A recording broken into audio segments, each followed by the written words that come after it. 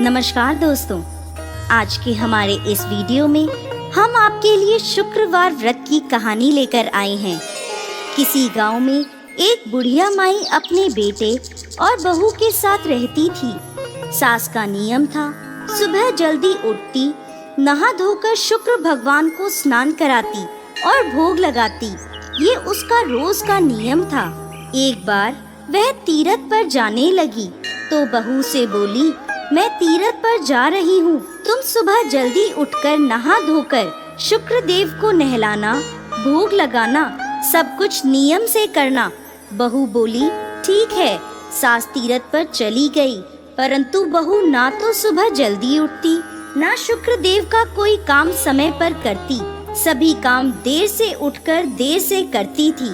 एक दिन जब बहू स्नान कर रही थी, तब शुक्र देव की प्रतिमा बहू को देखकर हंसने लगी। बहू को बहुत बुरा लगा। कुछ देर बाद उसके घर एक पनिहारिन आई। बहू ने उसे कहा, तू शुक्र देव की प्रतिमा अपने घर ले जा, ये मुझे देखकर हंसती है। पनिहारिन बोली, ऐसे कैसे मैं प्रतिमा अपने घर ले जाऊं? मेरे घर में भी बहू बेटियां हैं। अगर तुम कहो तो मैं बाहर गड्ढा खोदकर इस प्रतिमा को दबा देती हूँ। बहू बोली, ठीक है, दबा दो। पनिहारिन ने प्रतिमा उठाई और घर के बाहर गड्ढा खोदकर उस गड्ढे में दबा दी। जब से शुक्र देव की प्रतिमा को गड्ढे में दबाया, तभी से उनके घर का बुरा वक्त शुरू हो गया। घर का अन्न धन सब खत्म हो गया। घर में चोरी हो गई। बेटा बोला, सब कुछ ठीक था, जब से मेरी माँ गई है तब से मेरे घर की दशा ही बदल गई है। बहू बोली, कुछ धन तो चोर ले गए और कुछ धन तुम्हारी माँ अपने साथ ले गई। घर में कुछ नहीं बचा। कुछ समय बाद जब माँ घर वापस आई तो घर के हालात देखकर हैरान रह गई।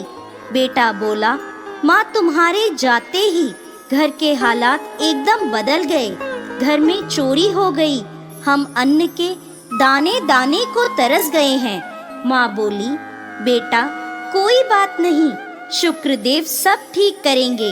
ऐसा कहकर जब वह घर के मंदिर में गई तो देखा शुक्र देव की प्रतिमा वहाँ नहीं है।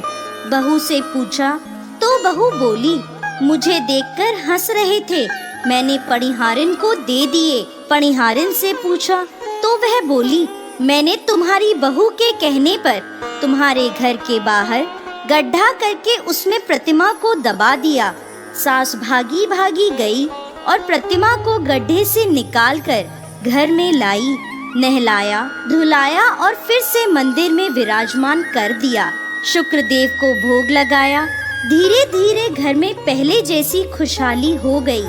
बहू बहुत पछताई। सास से और शुक्र देव से अपने किए की माफी मांगी और बोली, अब मैं नियम से शुक्र देव की सेवा पूजा करूंगी। हे शुक्र देव, जैसे बेटे बहू के साथ किया वैसे किसी के साथ मत करना, और जैसा सास के साथ किया वैसा इस कहानी को कहते, सुनते और हुंकार भरते सबके साथ करना। सबके अन्न धन के भंडार भरना।